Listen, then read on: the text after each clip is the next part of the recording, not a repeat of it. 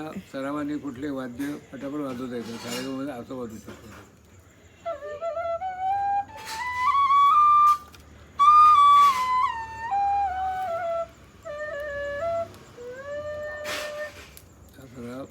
पुंकेचा control आहे.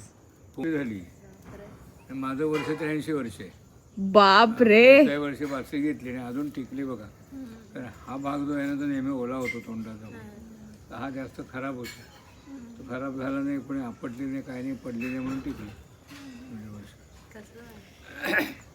इथे अंधशिक्षक होते आहे. मग आता पहिले गाणे किती अर्थपूर्ण होते, आताचे काय गाणे आहेत का? पूर्वीचे मम्मीकडे जायचं बरोबर झालं.